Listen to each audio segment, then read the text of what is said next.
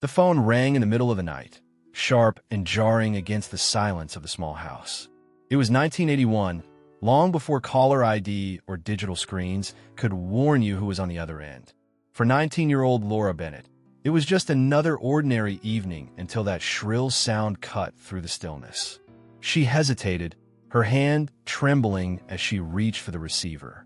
Something about the way the ring echoed felt wrong, like it wasn't just a phone call, but an invitation she shouldn't accept. Still, she picked it up. "Hello." Her voice was soft, careful. A pause. Static buzzed faintly, like someone breathing on the other side. Then, a man's voice came through, low, deliberate, almost whispering. "You shouldn't be here." Laura froze. The words made no sense. Here? Where was here? She was in her own bedroom, the wallpaper fading from years of sun, the lamp casting a warm glow across her desk stacked with notebooks. She wanted to dismiss it as a prank call, one of those late-night tricks kids pulled for laughs. But something in the voice, flat, urgent, and disturbingly calm, didn't feel like a prank. Her heart raced as she pressed the receiver tighter to her ear. "Who is this?" she demanded, though her voice shook.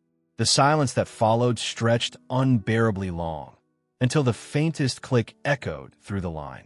The call had ended, but the tension remained.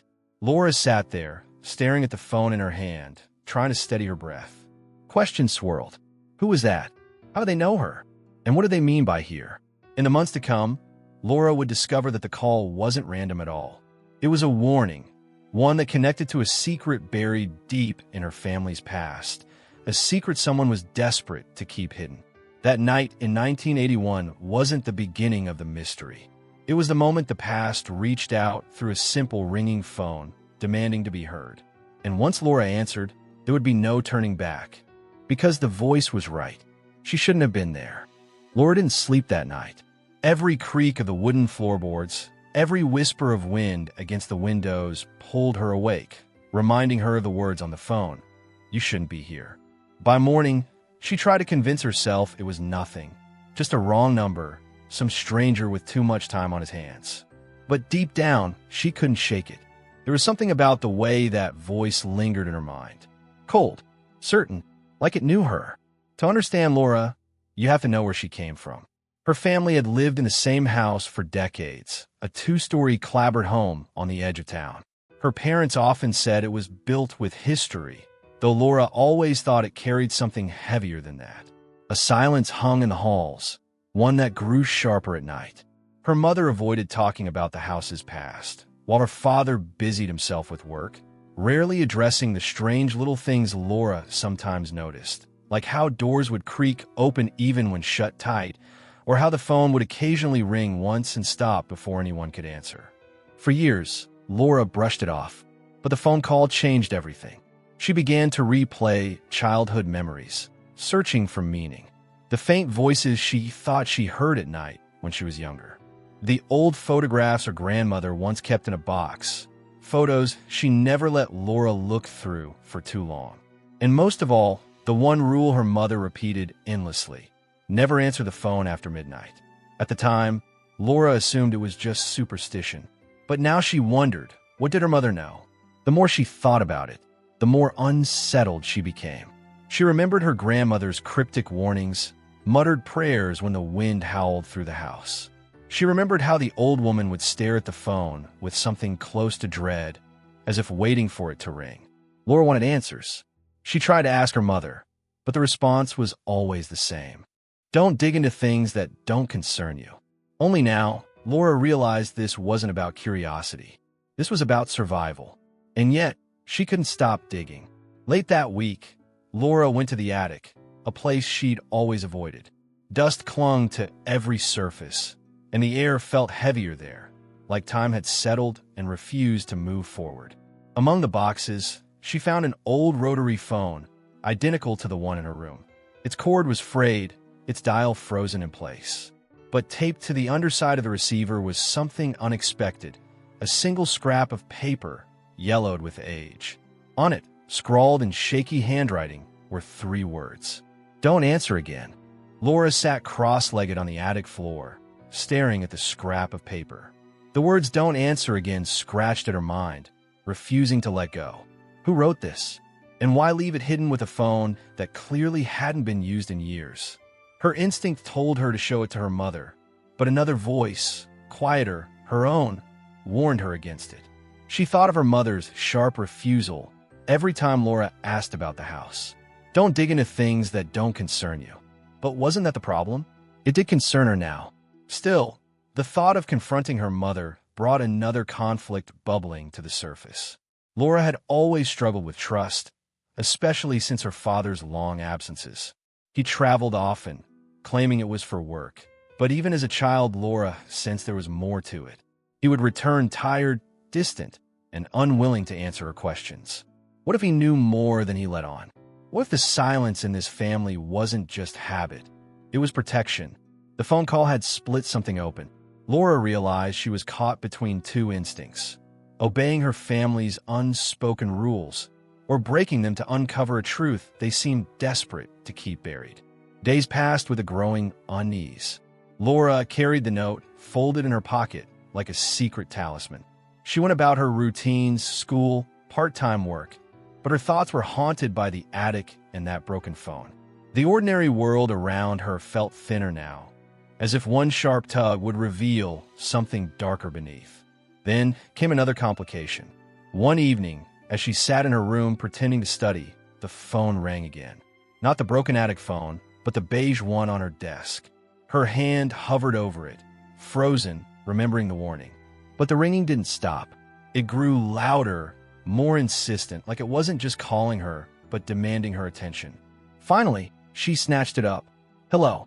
Silence. Then, a faint sound, like footsteps echoing down a long hallway. Her chest tightened. "Who is this?" she asked, but her voice cracked. The call ended.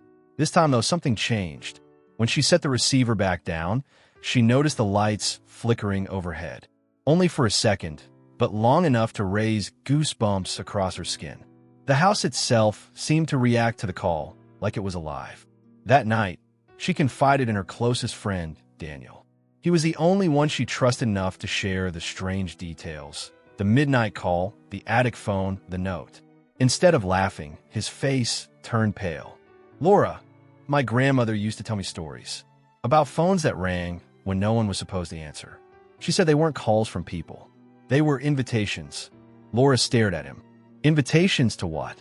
Daniel didn't answer immediately. His eyes darted to the shadows pooling in the corners of her room. To places you can't come back from. Laura sat cross-legged on the attic floor, staring at the scrap of paper. The words "don't answer again" scratched at her mind, refusing to let go. Who wrote this? And why leave it hidden with a phone that clearly hadn't been used in years? Her instinct told her to show it to her mother, but another voice, quieter, her own, warned her against it. She thought of her mother's sharp refusal every time Laura asked about the house. Don't dig into things that don't concern you. But wasn't that the problem? It did concern her now. Still, the thought of confronting her mother brought another conflict bubbling to the surface. Laura had always struggled with trust, especially since her father's long absences. He traveled often, claiming it was for work. But even as a child, Laura sensed there was more to it. He would return tired, distant, and unwilling to answer her questions. What if he knew more than he let on? What if the silence in this family wasn't just habit?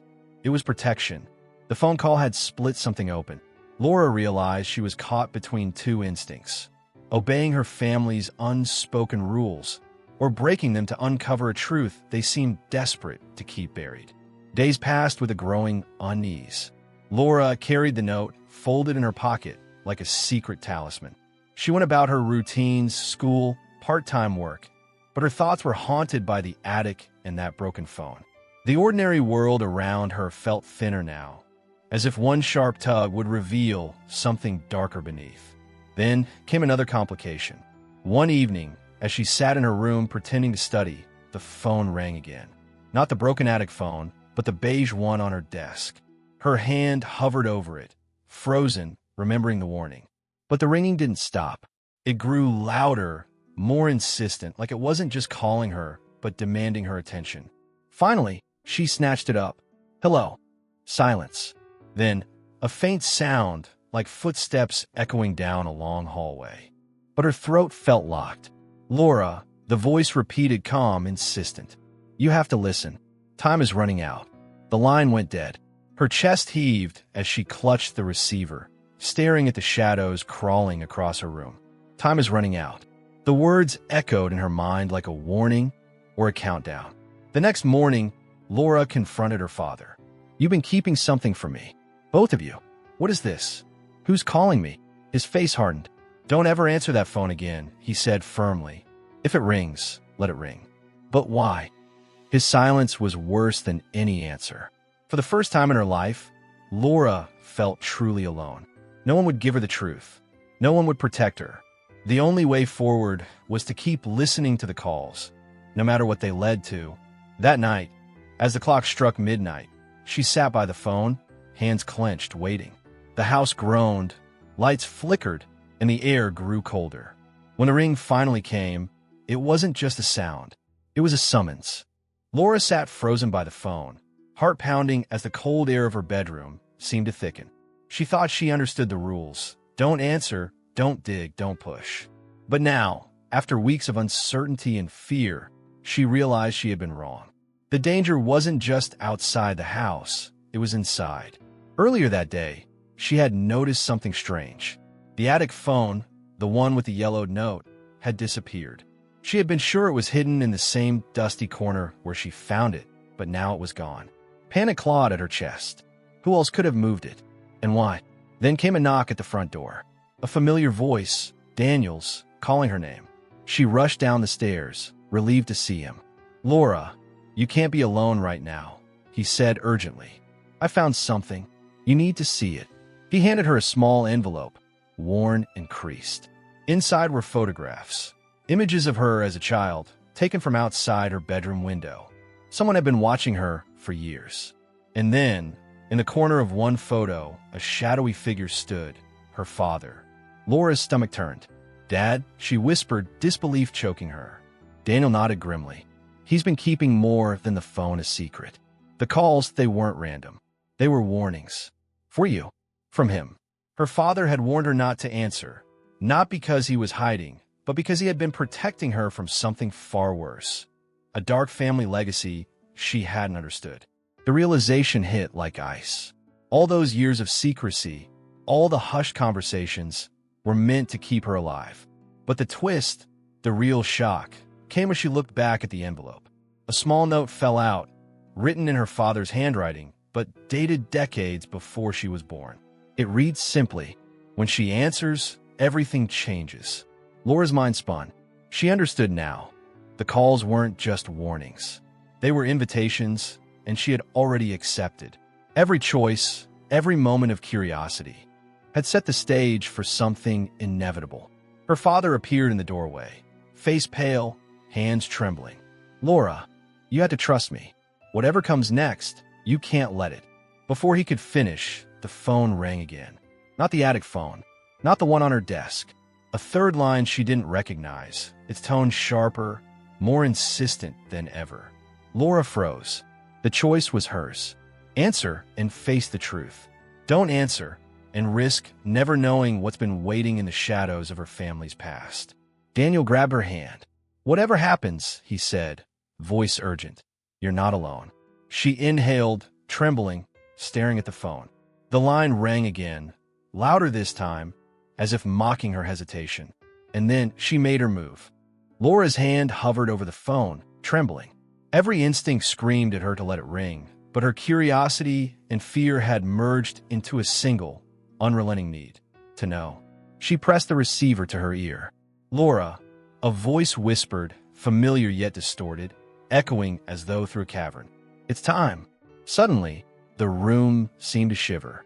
Shadows stretched unnaturally, crawling along the walls like living things. The photographs from the envelope fluttered across the floor, revealing images Laura hadn't noticed before. Her father, younger, standing in the same hallway where she now knelt, staring directly at the camera, eyes unreadable. Her father stepped closer, voice trembling. "Laura, what you've been hearing, it's not just a warning. It's a choice. The family, The calls, they were never meant to protect you from them. They were meant to prepare you. Laura's heart pounded. Prepare me for what? Before he could answer, a shadow detached itself from the corner of the room. Not a trick of the light, something tangible, moving with deliberate purpose. Laura stumbled back, clutching the receiver. The voice spoke again, merging with the figure. You've come far enough, but some doors, once opened, can't be closed. The air felt electric. Time slowed. Memories of the attic, the note, her grandmother's warnings, Daniel's voice, everything converged. The phone wasn't a warning. It was a key, a signal, and she held it now. In a sudden burst of courage, Laura spoke aloud. I'm not afraid anymore. The shadow paused. The room seemed to exhale. The distorted voice softened, now almost maternal. Then stepped through. For a moment, the world tilted. Laura saw visions. Moments from her family's past she had never known, secrets and sacrifices spanning generations. She realized her parents' silence had been the ultimate protection, their lies a shield. And she had been chosen, not as a victim, but as the heir to something she barely understood. The shadow receded. The house returned to normal, the flickering lights steady. Laura sank to her knees, shaking but alive. The calls had ended. The attic phone sat quietly, as if nothing had ever happened. Daniel knelt beside her, relief etched on his face. You did it, he whispered. Laura nodded, exhausted. But what now? Her father's voice came from the doorway, calm now. Now, you carry it forward, and you never forget the lessons of the past.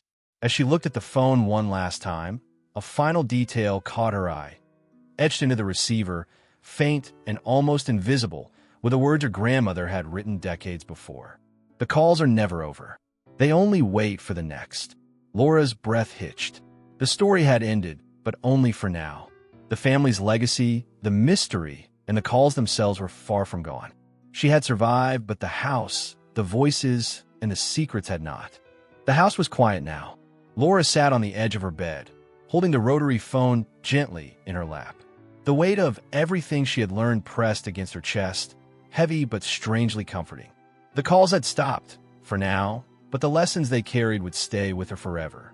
Her father entered the room, a rare softness in his eyes. I know I haven't always been honest, he said, but everything I did, every secret I kept, it was to protect you. Even when it seemed cruel, it was love. Laura nodded, finally understanding the complexity of the choices that had shaped her childhood. Betrayal and protection, fear and courage. They were all tangled together in ways she hadn't appreciated until now. Daniel smiled from the doorway. You faced it all, he said. You didn't run. You didn't ignore it. That's bravery. Laura's gaze drifted to the phone. Once a source of terror, it had become a symbol of her resilience. She thought of the attic note, the shadows, the warnings, and how every step had brought her closer to the truth. She realized the house, the calls, even the family secrets, they were part of her story now. She couldn't change the past, but she could choose how to carry it forward. As she reflected, she began to piece together the lessons hidden in fear. Sometimes silence is protection, sometimes danger disguises opportunity, and sometimes the most frightening choices lead to the most profound growth. She felt a quiet strength settle within her, a recognition that while the past was never truly gone, she had the power to face it. Her father knelt beside her, a subtle smile tugging at his lips. One day, you'll understand everything fully. For now, just remember, the calls will come again, not to harm you, but to remind you who you are. Laura's lips curved into a small, knowing smile. She realized that fear didn't have to be paralyzing. It could be instructive, guiding her to courage she never knew she possessed. Later, as she placed the phone back on the desk, she whispered to herself, I'm ready, not just for the next call, but for the life ahead, full of secrets, challenges, and the strength to face them. Even as the house settled into silence, Laura understood one undeniable truth. Some mysteries never truly end, but how we respond to them defines us. The phone, quiet and still, rested in the moonlight, a reminder of the past, a challenge for the future, and a symbol of the courage she had discovered within herself. Impactful final quote/call to action. The past will call again, but only you can decide how to answer. If this story moved you, share it, reflect on it, and remember, sometimes the greatest courage lies in picking up the phone.